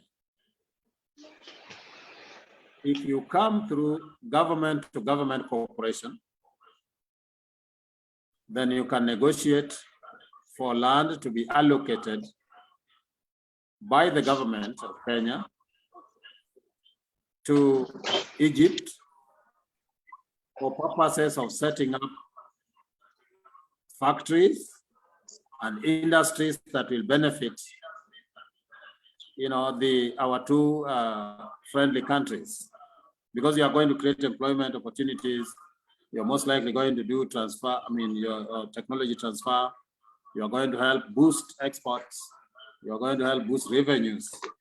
So there's an opportunity for you to negotiate on a government-to-government basis to establish your factories on land that has not been bought, particularly if you want to operate away from Nairobi, because we are also trying to diversify investment into areas like Narok, like Isiolo, like, and Tana River, and many other areas. So when you choose to invest in areas that are not too close to the city, you have an opportunity to get land for free. And secondly, Kenya has adopted the devolved system of government, where we have 47 counties, which are more or less independent decision-making units. And so the counties could offer land to attract investors. So this is something that can be handled on a case-on-case basis. But the general statement I can make is that if government comes on a government-to-government basis and intends to invest, particularly away from the city, then there's every opportunity for you to get land to set up a factory without paying for the land. Thank you very much. Okay. Thank you very much for this informative sessions. Yeah. Now, we can move to our trustable man and our coordinator today, Mr. George Redo. George, you know very well we are in EABA. We got a lot of perspective in Kenya through you. So are waiting. I know very well. To do a lot of Egypt and Kenya. You will be our playmaker. Yes. Thank you. Thank you, Dr. Yusri. So just to give my comments about the opportunities, having traveled into Egypt and met the people and saw with my eyes what's going on, I think there's in as much as Kenyans are importing some fresh produce here, including oranges, there's an opportunity for us to export other fruits because ours are sweeter because we have the sun here. So the warmer the weather, the sweeter the fruits. So we have an opportunity to sweeten Egyptian diet. So the Kenyans have a big opportunity to export there. I like to talk the same with fresh vegetables. I saw a big opportunity for transport in two ways. One, I think Egyptians are manufacturing cars that Kenyans can import a lot, including the reconditions, like the ones we import from Thailand, Japan, Malaysia, and the rest. And I think the price is a little bit cheaper. So if we can get importers just redirecting their heads northwards, we can have those imports cheaper, but even if not the same quality, better quality. I saw that with my own eyes. In terms of road development and infrastructure, there's a big opportunity for Egyptian technology. I know, like the Arab contractors, I saw what they were doing and continue to do on roads in not only Cairo and the highways. The same can be done here so that Africa can have an inter-African technological transfer so that we don't have to get out of the continent. And that is more sustainable in my view. So if contractors from Egypt can take advantage of PPPs, public-private partnerships, that will be big time, because that is the methodology that we are having right now in Kenya in terms of infrastructural development. There is also a great room for. Let me ask you, if I am an investor, I ask you why Kenya? Why I came to Kenya? Why? Sorry?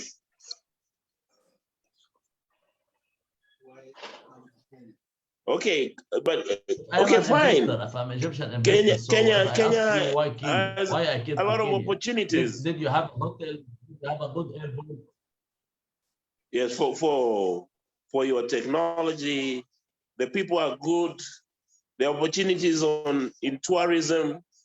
I know Egyptians don't come here as much, but before you come to Kenya, you haven't seen the promised land yet. This is where the creativity epitomizes itself.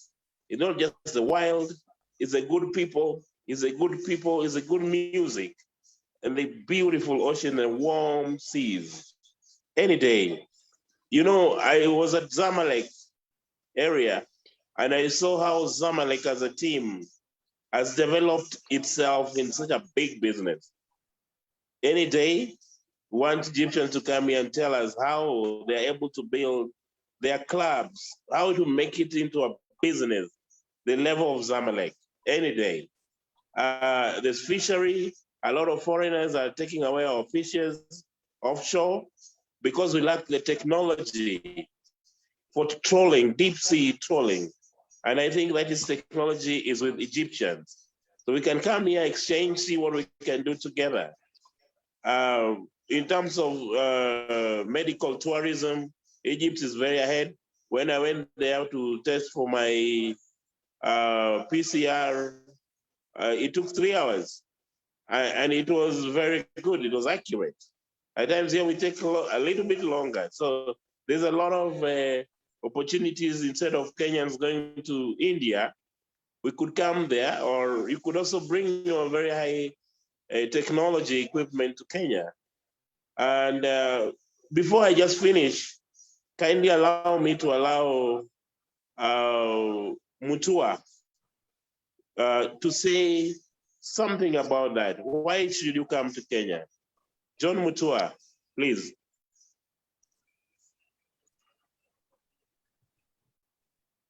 Hello. Inclusive. Yes, thanks, George, for that. I think in addition to what you've mentioned, I mean, the first thing that we noted is that the regulatory environment in Kenya has, we've made significant reforms in terms of lowering the cost of doing business. So for any investor from Egypt, I do not have the figures with me, but it takes now fewer days to register your company. And then secondly, increasingly the cost of production, I mean, cost of electricity. We have improved the infrastructure, road transport. So when you look at all these things in totality, they make Kenya an attractive investment destination, of course, given our air transport and the economy in terms of exchange rate that is liberalized. The other point,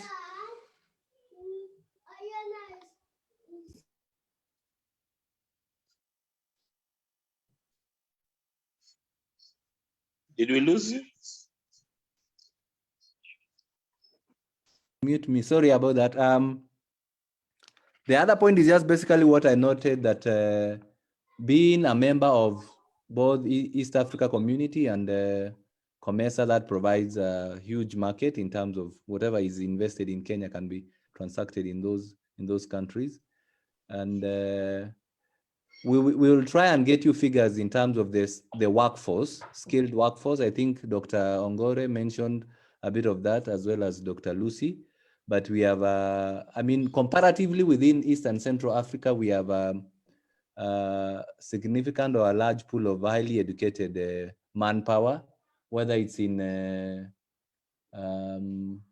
sciences, medical doctors, and specialists, as well as engineering. These are areas, of course, there's room for improvement, but comparatively, we have a pool of skilled manpower that can be able to work in any industry.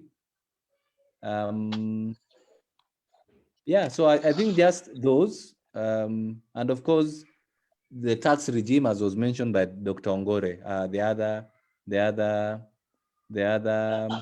enablers for any investor, and anybody else can add to that. Thank you. Okay. So in addition to that, thank you, John. Dr. Yusri, there's no country with so high internet, broadband internet like Kenya. You come here and data flows like water in the River Nile. Never stops.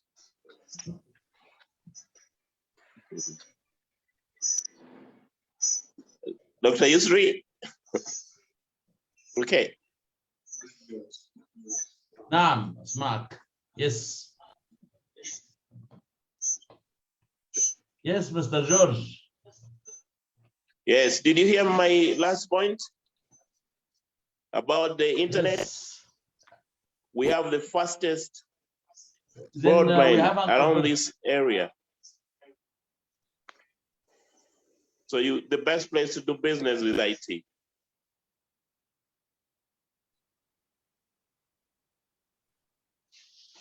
And with that, I want to thank everybody for this. Unless you want to summarize, Dr. Yusri.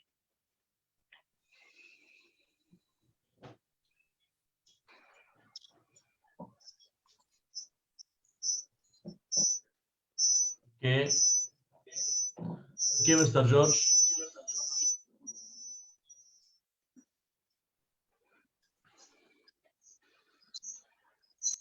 Oh, Mwangi's hand is up. Mwangi. Yes. You can hear me? Yes. Yes. I just wanted to point out something on why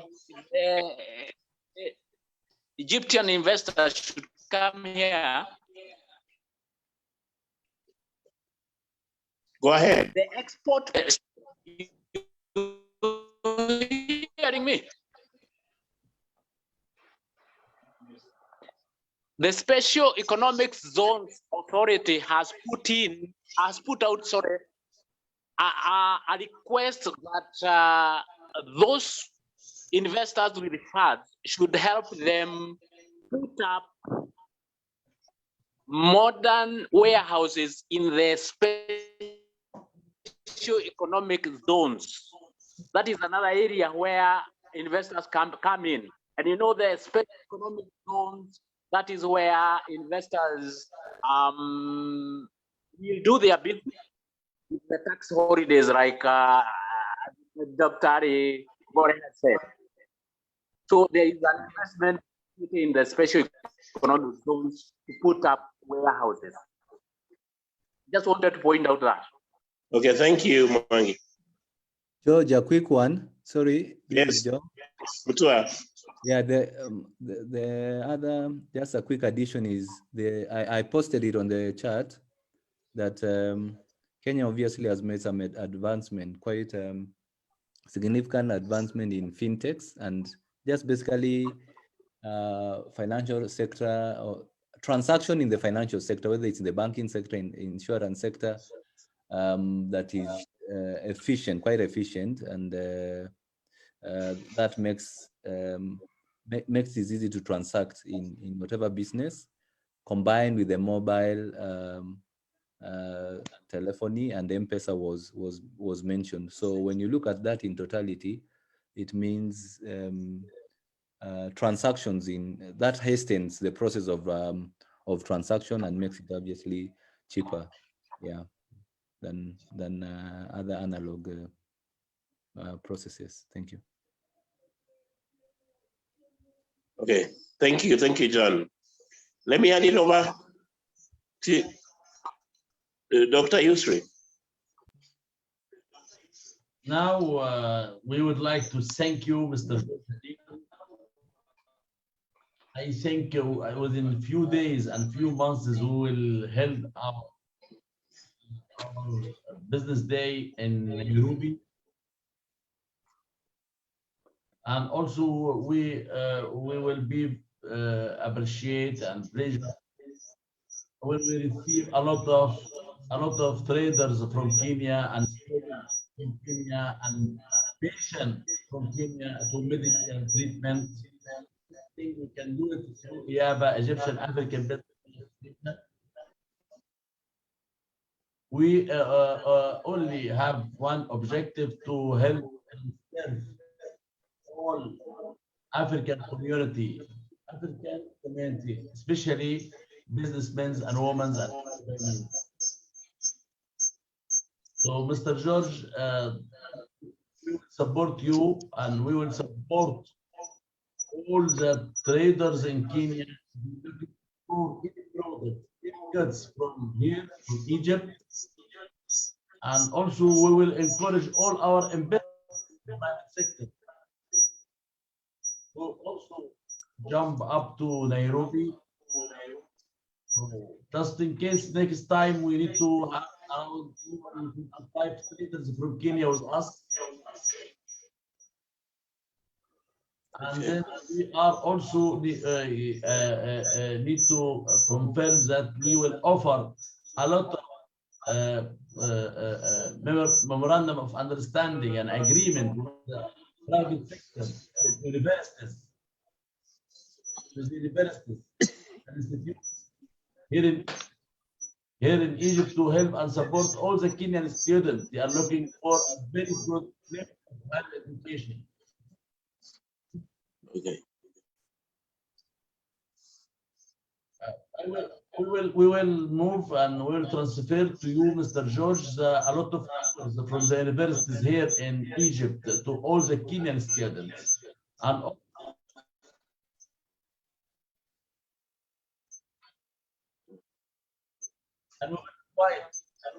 we will invite a lot of students. They are looking for a good universities to take education here.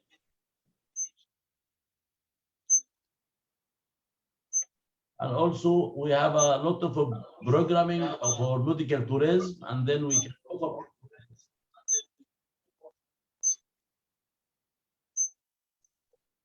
So I think we have to, today is a start, and we will move up, and we will accelerate, and we will accelerate our move up to come over a very good relationship from private sector,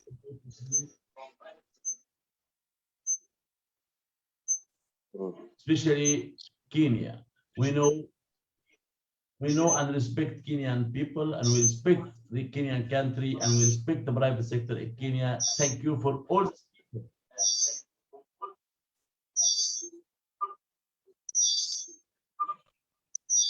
And also we would like to help and support our Kenya Cafe and Tea to make a rebranding, and also support the Kenyan business all the grower, they have a good raw material to exporting this to over the African countries.